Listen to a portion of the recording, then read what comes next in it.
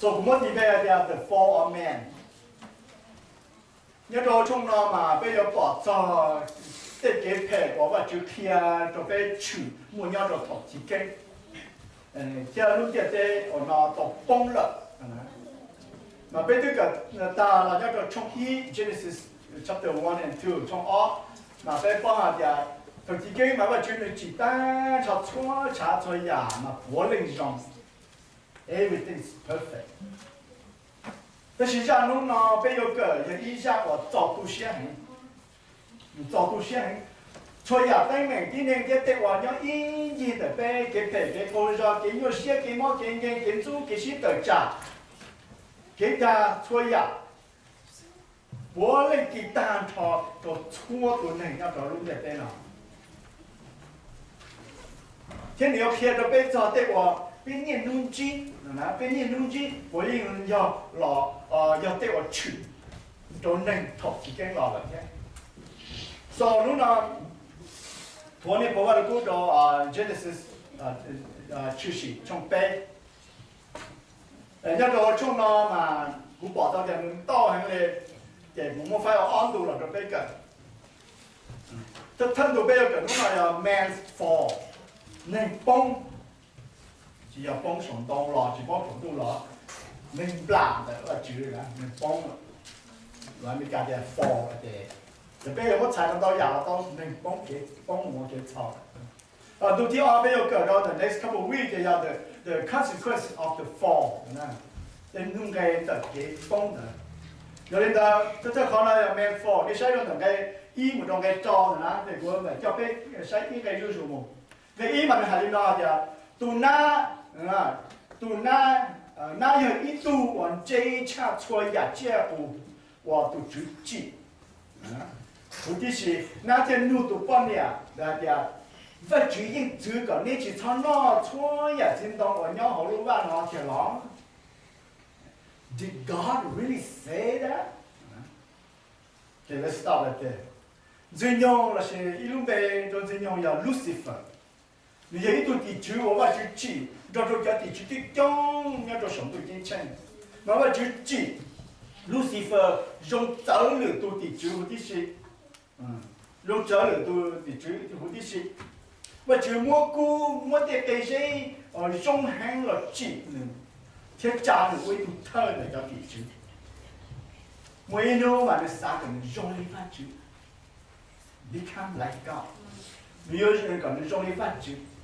Mà người ta đi sửa tận trả ba chữ bây giờ, giờ người ta trâu và chữ đĩa người tận sống tu cái chân lọ, giờ người ta Adam thế Eve, nó mà vừa xí lọ thì Eve thế vừa xí lọ là có ia thế, thế là vừa hai tổng thể tất cả này tổng thể chân số thế, Eve là mà giờ loại mình cả có ia thì giờ lùm mông, Eve là giờ lùm lò một thái, cái này tao đi là của hai tao, giờ đi tới là những gì trong tí tuần rồi. Mà giờ đây Adam thế Eve cái nhớ cho họ lúc vậy thì nhớ họ mà người cô mua chua cha chua ya chia mua chua cha chua ya xong rồi lên nhớ cho họ chia lọt chia lên và chữ chỉ trong cơn cầu cho nhớ cho họ duy nhung những cái xá tờ trả chua ya và chữ chỉ chữ sinh do làm gì Adam thế Eve tụ na những cái tụ chia hóa và chữ chỉ ý là cái chia luôn ra thế sẽ thế thì vì dân用lòng gà cho họ tụ na nó bị thiệt hại to luôn cho luôn đó chỉ là tụ na đấy là mà dùng dân用tên luôn luôn thiệt hại tụ na nó là ít tụ chia ở trên đua lử tụ chia mà dân用muốn ý dạng nhau cho họ lử chia nếu như ít tụ thở cho cái thể nếu theo là ô cỏ, Adam sẽ im cái bông cái草. Nếu sáng còn cái chỉ thấm lông và chữ lục, nếu sáng ô cỏ và chữ tê kế ô và chữ chỉ chua ya bó bùa một cái tảng. Satan là chân duy nhung thì mỗi lúc chữ gì là đà cái im nông thì lục. Cứ giờ thì bây giờ nhớ họ giờ hàng trong gì cái coi chụp lo này mình tiếp theo là duy nhung do lấy gì để cho cái nào. Bây giờ lên chính là sao vậy ta? The father of lie. Mà không tin nhau làm gì này? Vì này là ý giả, ông bà chữ chỉ dùng hàng cầu vật chữ very precious stone vật chữ and the young thiết target nên thiết lọt đa còn nên làm được vật chữ to get even with God thì như thế là khi cho vật chữ thiết họ chứng được vật chữ đẹp tụ vật chữ à hay như họ vật cũng nói cho tụ đà rồi y thế cho bây giờ thì cũng nên nói giờ bên là hai đầu co giờ chỉ là hai đầu co chỉ cho người ta chỉ cho xe cho vật chữ thì chỉ cho chơi vật chữ tên luôn cái gì giờ có quan đi nửa hai đó chỉ xài tao hai tiền nửa tệ hồ lử đầu co tiền là he accomplished his goal for you giờ có quan đi hai bây giờ mình là mình theo lão quan đi là chỗ y mình theo lão hai là chỗ y nửa có我搞y nửa我chỗ y搞nửa chỉ cho xe cho vật chữ là chỉ cho xe cho the character of God thì chỉ cho xe cho vật chữ tên luôn the word of God thế còn mình chính dương nhauแต่เขาจะเขาเนี่ยนู้ว่าจะรู้แต่เต้ยังผู้หญิงเนาะเนี่ยจะเขาเป็นรู้เล่งเที่ยเนี่ยจะเขากินเนี่ยรู้เชี่ยนะเขาจะเขาจะยังเนี่ยนู้ว่าจะเป็นเป็นอย่างพอเกิดพอspirit world สอนจริงยังเนี่ยจะ spirit เนี่ยจะ evil spirit เนี่ยจะ good spirit เนี่ยเป็นอย่างพอเกิดเราสอบตาเราไม่หรอกแต่คุณเจ้าบ้านเนี่ยคุณเราแค่ที่จะรอเราใน next year แต่เนี่ยเขา expose กับธรรมะเนี่ยmà do nên là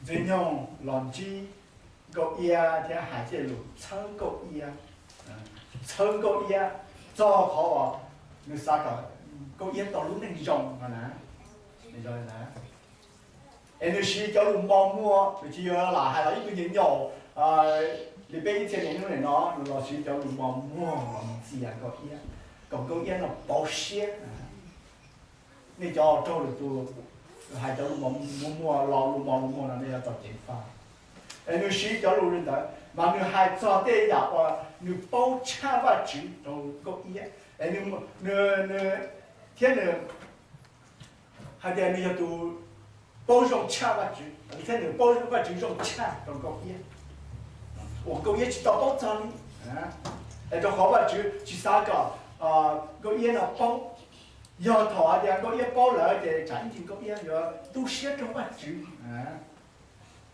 chỉ nhung học thạc so listen to what he said nó sẽ được hai giả đã các người nghe cái nói rằng did God really say you must not eat from any tree in the garden em mà chỉ chữ này chỉ thằng nó thôi à xin đâu nhá hậu lúc nào nó tiền lắm được chứ qua hai lô mò chỉ mò mua bỏ từ chỉ nhung nó hay là chỉ nhung mặt để hay trong sao cái cuốn này là why he went to Eve instead of Adam, not to Adam. Bởi vì lý cha cho nó mua cho tới có yên là nó chỉ mua cho Adam. Rồi bây giờ rồi chỉ tế chứ mà bây giờ chỉ tao chỉ mua vào lúc tế này, nhưng mà Eve Peter trong bé cái cha. Bây giờ hay bây giờ paraphrase một chút thì nó nói bọn nia chỉ mua rau, lý chính này.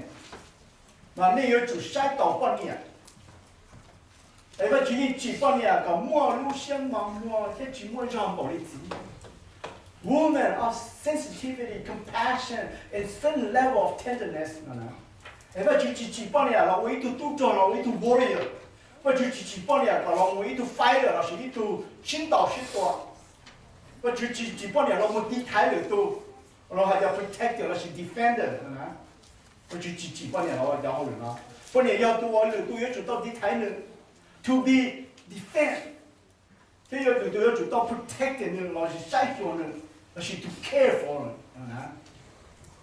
là chỉ tôn nên Efeso này tiếp theo còn tụi chỉ chủ luôn là tụi bao nhiêu sai cho nên tụi bao nhiêu cái tôn trên là tụi bao nhiêu to nourish and to cherish them that's why tụi bây giờ xin mua nó đó này thì xin mua that's why bây giờ chủ hai cháu luôn đó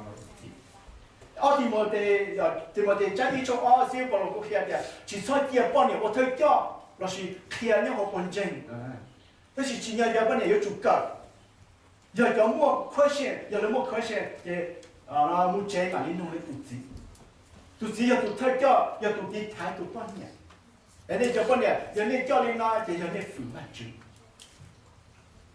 bắt chữ họ骗的但是要做的关键是要做好 protection 了，要做好 vulnerability， 有容易走路，有容易走路，我先知道呢。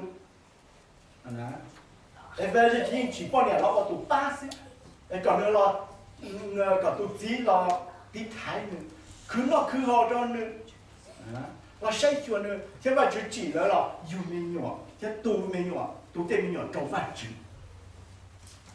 第二位呢，单子用天了，那一些容易。但是我们不没定备都得接了，这都要一年有玩的啊，那些呢，纯的一人要是的呢，我们就有研究到第四，就我那就还能 nothing to do 的了。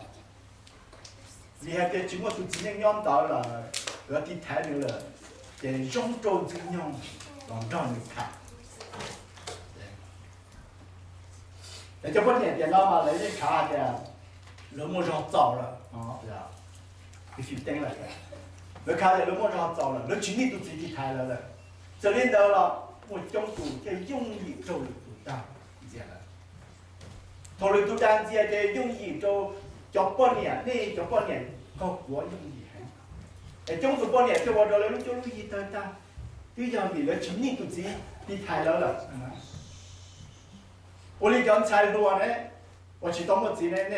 那就好地台呢。That's a good question, yeah.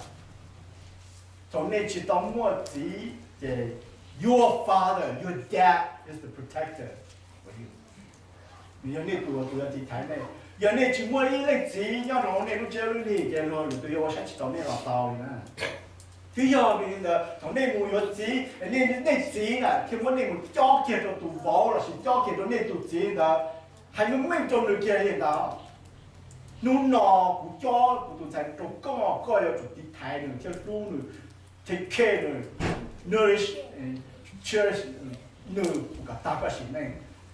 要做这个就我的，这古样的子，不要知道写着高的。所以你叫我养菜，你要注重你自己。Your dad is your protector. So let's back to the question. 我哋家只用去拉西亚的，因为你家只用去拉西亚的。我养只用了西亚的，这种不要倒天 ，maybe it's possible. 但是你这样的用了木头一把那是够野嘛，容易多，容易多。都难的嘛，你不容易得接到得这些，但是从那海路做一呢，做一个月呢，第几年个月就 surprise 不要，你要去 surprise， 我估计还也会有包的是，一个人让你谈的了，慢慢他老路也要 ，Did God really say？ 我决定。这个你去唱那出呀，知道人家好内路，好像好路办了对了。One day 的嘛，一直到末了就用一考 question 来了啊。One day before that， 一直到末就用一考 question， 就要 always answer 都得是。但是那呢，可能那老用的嘛，特考 question，raise 全要头提给了。Did God really say that？ 老龙呢，一照着一照个一，我要照路线很大了，一照着呢。但是要么晒着被电脑，别着被电脑嘛，就吹着着被，你被电脑那电脑那被我弄着给洗豆渣，给家给洗洗，给海路配路上洗洗变这里了，啊，等于几张的被，几张照的被，被就到是出被一整个就到出，被老爹用啥照的，对路我这种还能。你因我你用嘛？你因我对路我把绝对路找干了，还个嘢的时候，你想要个打冲啊，那安那个找啦，别这个到了嘛，你还一家，你要把耶稣把这还个个还个 ，You are free to eat from any tree in the garden。你应该到这子，那就好路办嘛。But you must not eat from the tree of the knowledge of good and evil. For when you eat, pay attention to this one. When you eat of it, you will surely die. 但是但是你要主持仓，那就真的相当我包容 OK 了。人哋全部落到你那，人哋多，我主要係咁樣嘅。人用比較的好啊，第一目證，is only true before 的啦，第一目證啦。然後老下條路個嘢啊，交的嗱，送晒對路嗱嘅，個嘢你買嘅接觸先嘅都傾，人用聽我講 positive 項目和 negative。Yeah. So go get things in the job. Let's read that one together. We may eat from the tree in the garden. Nó tuy nhiên nó tao chơi gì nó hậu lúc nó.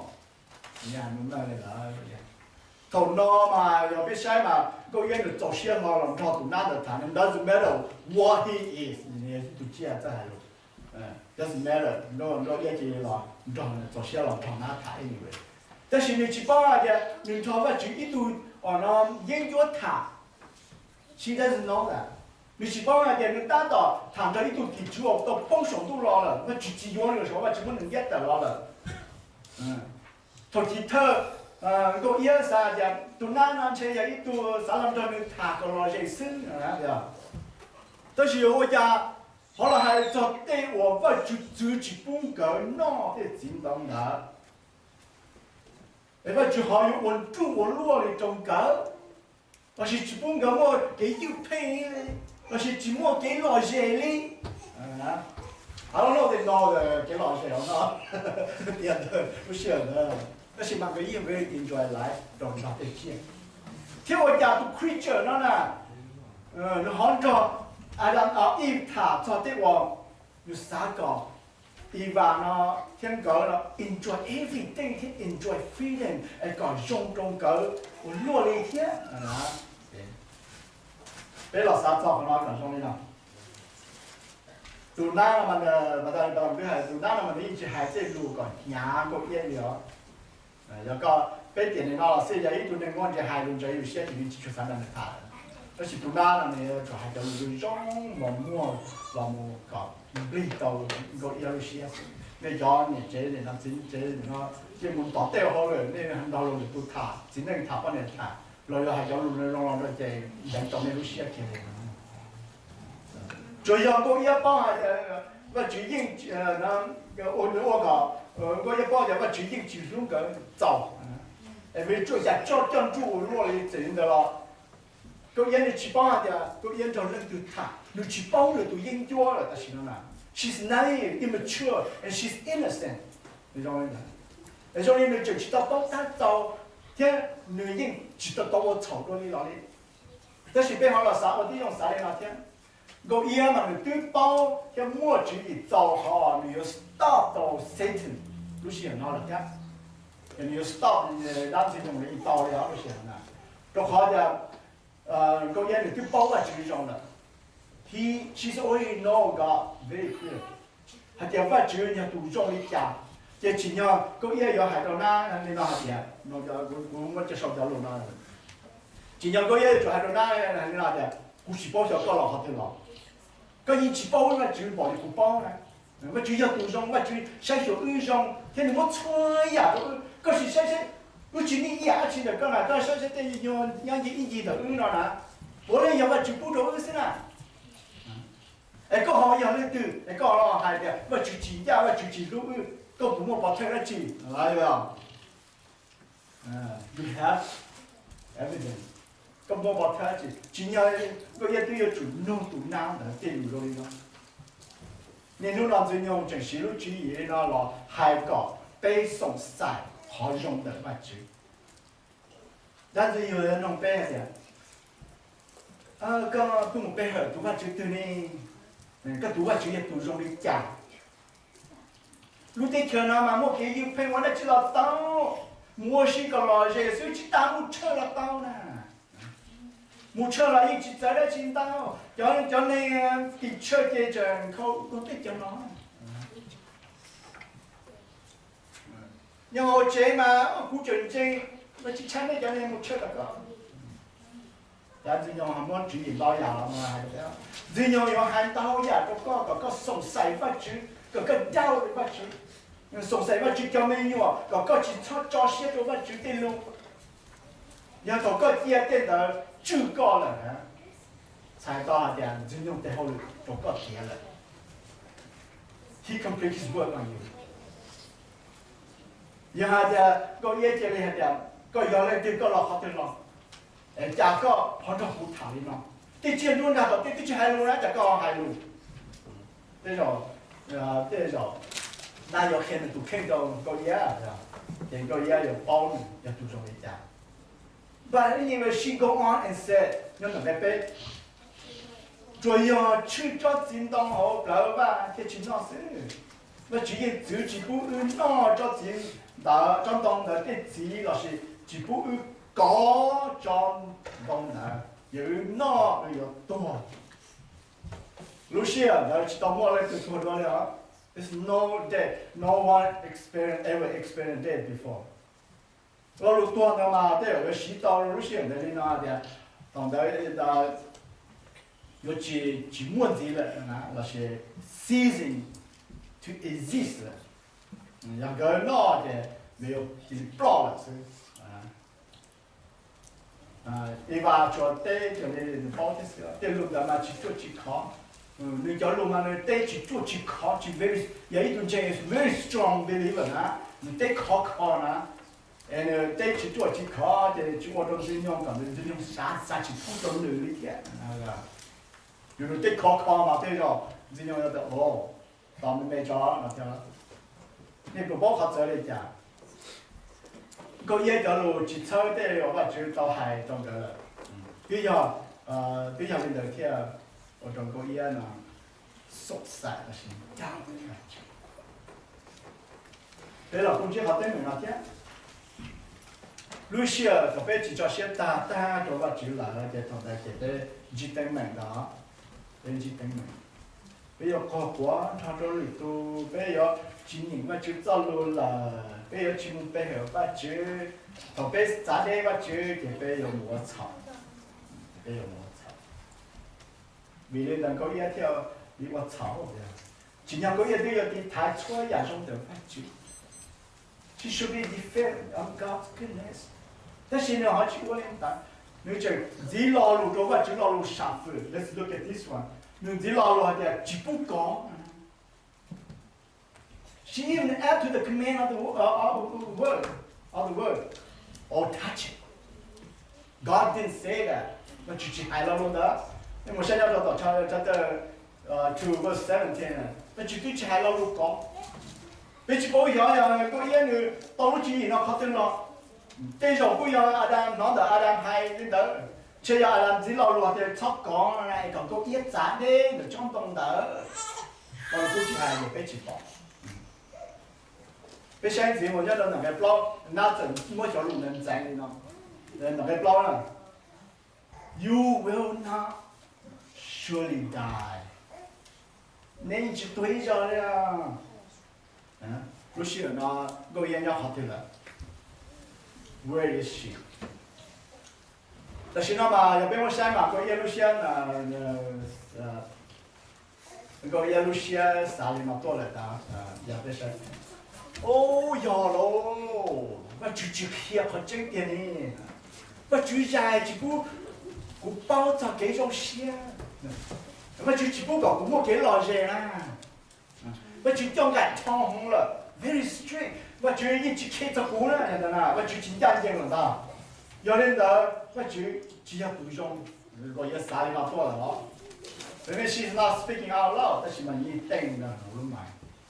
lúc xưa nó bây có嘢lúc xưa bị chó cho đi xa chỗ bắt chước rồi mà lúc về bắt chước cái đầu nó có嘢quá sát chỉ tao nó chỉ phụ bắt chước rồi cái bắt chước cái thằng nó lúc xưa nó cái anh chỉ dùng cao lao to rồi cái anh chỉ dùng cao to rồi nhưng mà cái bắt chước là tụt đàn nữa mình đã có cái này nó phải cho có người có chỉ có mua cái yêu phèn à, người chỉ sao có mua cái trong xe thế này, nếu mà tên là làm được khó, 你只可以好几个讲呢。个宝宝有个主位呀，我只係有個冇我爹我只顧個我嘅個有多落嚟，看到啲人他告訴嘛，哇，這是啥子這樣的呢？這有注意到的呢。但係用有注意到嘛？你還沒講冇見咗，你還要到他，你弄到你還要一直摸給自己，一直摸給自己都給炒一炒料那都可以啊。That's no judgment. 你看，你不到海的到咩嘛？絕會 hear anybody say that to you。但係用啥搞？我哋家頭那多了。你啥偏到那啲頭那多嘅，你就咁特別啦，即係咁有咗切嘅，即係係啲頭那多嘅，你冇對你要撐落，你要撐落嘅，每要好不然那啲不到多就你等個啥多嘅。That's a wonderful, happy place to live. You have to go to the You heard that? People not in that. Usaka didn't say no. Usaka didn't say that he go out of existence. There is no judgment. And you will get it. That should have fallen with the thì muốn tao tao tao kinh doanh à, rồi tao từ là những trong những cái chuyện ta lên,但是要还做呀，那个别呀。Well, 有人的，不是那 if faced with the choice, right？ 都也你要主导啥的那嘛？有人的那天啥的，哦，那都还要呢。You are right。嘛，古啥都好配合的，搞照顾路线呢，古啥都好配合的搞照顾路線。古包好像佢賠啦，本來嘅古本不就好路了，就到了做家了，那樣。So what would you rather believe？ 個數錢嚟對路線啊，這樣用嚟的，你用一做定呢，用線，你不晒了。這樣嘅，I love you so much. I don't have any room for you, and you can do whatever you want. Cú mà cú lúc có hay rồi là gì à? Cú mà cú lúc có hay này nè, mà cú chỉ mua cái chè cú có cho đó, cái yêu đó chỉ là cô xong tan vào cái gì mà. Now let's put ourselves in Eve position. What would you do? Giờ có yên nó có yêu một lý chả. For example, có chỉ tao nói story nó lên, you never heard this story. Đó là mà có yêu một lý chả. Để tao có nhau được position đó là. What will you do? Be smart, right? Okay. We chủ lên có ý cho nhau. Let me tell you. Đây rồi, đây ý của ý dạng của lên đó. I think you're not mature enough, so cho họ đang sử dụng mà mình very smart, mình tôn trọng giàu ấy là. Nếu có chuẩn đoán được sự hại đấy, có những sự người sẽ. Bây giờ sống sạch cho và chỉ bây giờ chỉ cho xét cho và chỉ ý dạng của lý. Why? Let me prove that. Cho họ hạt tiền nghiên cứu nó nè. Sợ được tôi bao thì mua và chứ rồi. Giê-xu tôi yêu tôi chân là. Cho chính trong tôi chỉ phụ và chứ. Chính chân Giê-xu ta ta đấy chứ. Nhiều người như nhiều xe. Sao mà nói chỉ là yêu xe nó đi. Trong tôi chẳng nghiên cứu what exactly thôi. Adam Eve theo dường như sinh thẳng là It's no different. Nên sẽ tổng dường như đó Eva thả. Nên là thẳng. Dường như mà mình mua khó answer bao vây thì cái gì ở Tây Eve này nè. Nó khó answer để trả nó là chứ. Và chứ hai lần đó cho khó nó bao là để thọ tư nên nó cho chính đồng đó nên有用力và chứ you will be like that. You will be like that. Thế nên有包khó phải cái khó dùng. See how small he is? Well, do bên một tàu dường như khó kiến cử, người khó history mà dường như tôi experience khó ở xã cầu dùng lực và chứ là. Được không? Tôi experience không được là. Tôi giờ về đây và chỉ khi mình tiên rồi sổ tôi chỉ chừng là nhà xây nhà nhà rồi tập trung cột lót về bên cột bên giờ cột lót là người kia điểm dân用有啥搞有一果物主呢？有啥搞一果了新路绕一物主，那么就跳基本能要的程度了，啊，你体现你跳达到1分半的要地就当场，比如说how many billion 的地就被去报，但是 1/3 of the angel 照能了，啊，帮必须照能了，要那个人用天做我去行的，为好我就到我那个照能了，侬呢，你跳了还看得着多一，啊对。你听来还看到中国片，人家讲我主你啥个你就用的我主呢？你帮我讲，要你用的我主的，你去找谁？要那个你听，就基本你脑就真当的，嗯。现在讲还是一点，你要报考配考上的生活要你看没？你要报考配考上，人家都要读啥种的我主了是吧？你对报考配考上，但是你也考配试，对吧？你对报考配考上，但是你也报考配。个啥个别找到可能的呢？我要用的把就我要报考配考上，但是我人之中的就 by nature。我要托木我的我就知道，但是我一样找个这样，我要考报考配考上，反正。说那个给吃到饱了，就报考上，所以就吃到报考配啊。结果别人这里呢，那天的报考不还那个一种样子的，别人呢do cancer surgeon 啊，do cancer surgeon， 那个报叫毛 cancer， 中国的do第内我做叫毛 cancer 的，老么嘞，就好多做叫毛 cancer 的。主要都做叫毛 cancer 是，但是嘛，你只报考 risk， 那老是咩？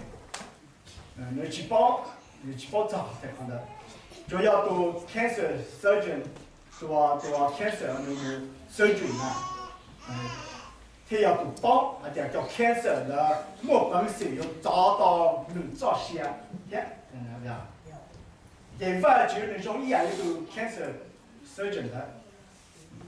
我就报好像贴考配，你要 outside 我就，我就报考 cancer， 可能你要 outside， 你也做 cancer surgeon 呢，我就报考配好像你要 outside 我就，原来一嘛你报考配好像你要 inside 一都看你要后面，但是你去报下点考那浪费的家，有danger的家和一，你去考的，So let's read verse 6.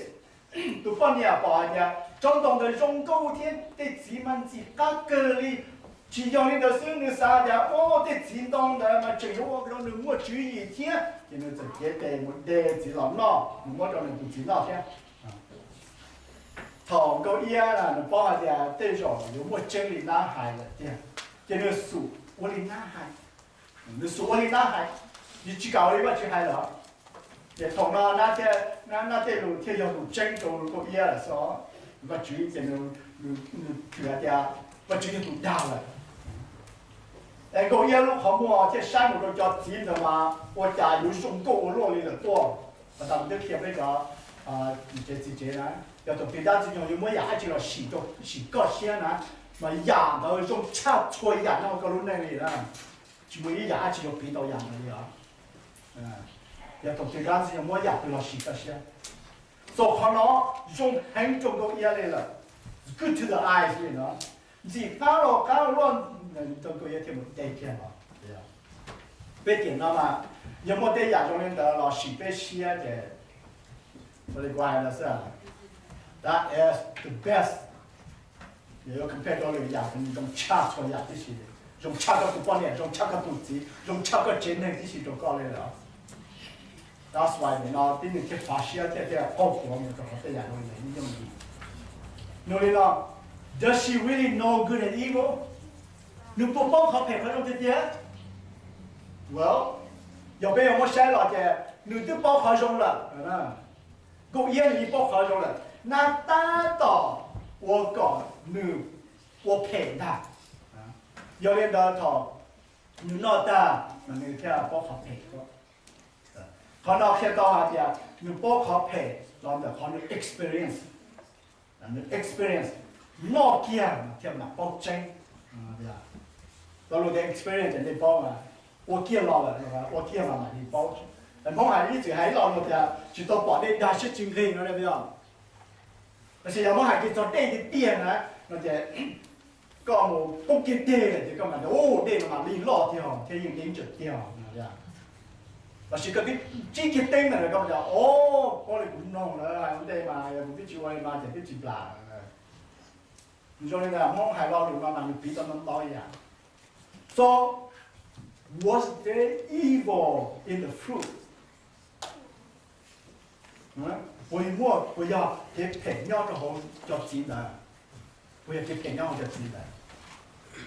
No， 做子女你寂寞给朋友就好，不就只装当呢？你一种阴阳的电动到对就是啊 ，it's the same as every other tree。不喜欢就真的是啦，我就只有在跟唱老师啦，You see how that is? So 这种对人来讲，只要老的如今的好了好的了。So where is the evil came from? 别有那种啥呢？给陪嘛，要好个嘢，生好个嘢都写了呢。要好个嘢都写。那是都生就好了，都写同人做，单只用谈的，都边个好了都写到了。你一般就给陪，只要一日出，我如果找到你后面就如果找到就最好，但是要好一路写了。我也是你讲，就好，个人你去找写到我久了，你写了，你去找写，he does not trust God anymore。你去找写到我久了，你去问我去带路下去。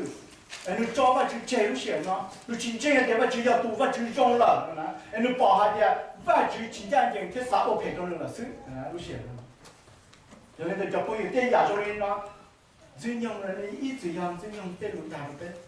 你一直大呗？你还到那的，叫只有我就走了，一步要去走的，要这样这节目就好多样生的么？你一去多，你一去我自我就一去自己做定那跟那那个了。第二怎样还了？我另一家个被不烂的问题，那个被帮我就好多在一样我连怎样，这不说可能都一那里了，也莫阿贝呀，我怎样了？那个一了就是么什么垃圾真的大的那个咩？这个么叫 dissatisfaction with God's provision。你去找先找对我挖掘的不着你了，今年挖掘都生劲，人摸到嘛，人三个当当，人三个哦挖掘就不着，你应加水，只摸在大个挖掘，只不这只不拿着钱当的，我包括陪考上的，好啊，都没有 doubting God's word，你去找些的大个挖掘对路，你去啥子挖掘，还得挖掘对路要路真了，我三个别到道理了，我主要不接近眼睛啊。有的对正道那些就送晒我就对路，对我主要去补助点钱都不得。Desiring to be like God 是 equal to God and to have things that God prohibited。你三个你用力发掘，那是心路上的发掘呢 equal to God， 心路上的发掘，这三个么？那是个刀的我们去走了。我就走了那个操位呢，那是有三个刀下的，然后怎么 disobeying God's order， 去搞弄一个就跌落下去了，你三个我就真主张了，你怎么给一片 have no freedom， 去搞我的我就喊，我的我就喊在，我的人都住在那改他个有，好，你怎么 deceive another of God's creation。不要搞到 next time 啊！整个大了都我就几天来搞我吵一样一点，所以呢，讲真，你那应尽要被讲真要做到 wake up， 要做 careful evaluate， 所以要能够在被摸了洗，被洗，被摸了做被晒过做被绑呢。你生活在去全家就好个 yellow name， 好全家个 yellow name， we'll study that next time。emotional。her will and her body because of her behavior. Thế được chủ trong có ý vì cho cái cũng có yên chân đấy. Giờ nên là họ bảo phải bao nhiêu chủ kia trong cái thòng cái nó lúc gì được ta vào nhưng bây giờ thòng cái nó ta là cáiจะ保证cái包还是个裂开，个天不得让进有别老手拿。哇，要用家用的，explain more later next time。给这么去，或给这么那依靠哦，给从老，给这么一样，给从哦，我了这就半年多年了，呀，要做对好这个这么的去，也要给从的上。我有的好 consequence 了，就好弄个那个要到在，别嘛个 next week next 2 week。Don't forget next time 要去做呢，那天到那天 catch up 到好 party of the consequence of the fall。So 他们去放工忙着时，8个时要到了就到路上了，keep